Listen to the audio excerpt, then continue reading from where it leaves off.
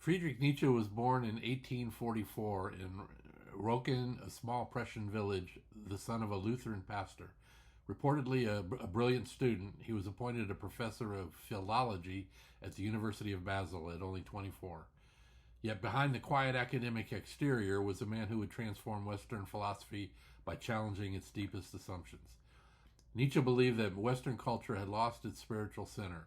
His famous declaration that God is dead was not an attack on religion so much as an observation. Traditional moral frameworks were collapsing in the modern age. Without belief in a divine order, Nietzsche warned, society risked drifting into nihilism, a sense that nothing had meaning, value, or purpose. His project, therefore, was not destruction, but revaluation. How could humanity create its own values in a world where the old ones no longer held? Central to his effort was his idea of the Übermensch, or overman.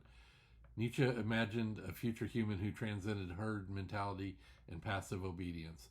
This figure would not accept inherited morality, but would shape meaning through creative will, courage, and authenticity. The Übermensch represented a challenge to become the authors of our own lives rather than followers of convention. Supporting this vision was Nietzsche's concept of the will to power. Unlike thinkers who saw human beings as driven by survival, pleasure, or reason, Nietzsche argued that fundamental impulse in all life was the desire to expand, to grow, to assert strength, not domination over others, but the deep inner push to actualize one's potential. Despite producing profound works like Thus Spoke Zarathustra, Beyond Good and Evil, and The Genealogy of Morals, Nietzsche lived in near constant physical pain and increasing isolation. His health collapsed in 1889, leading to a mental breakdown from which he never recovered. He spent his final years under the care of his family, passing away in 1900 at age 55.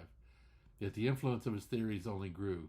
Nietzsche became one of the central figures of modern thought, shaping existentialism, psychology, literature, and even critiques of political and cultural systems. His message endures as both a warning and an invitation.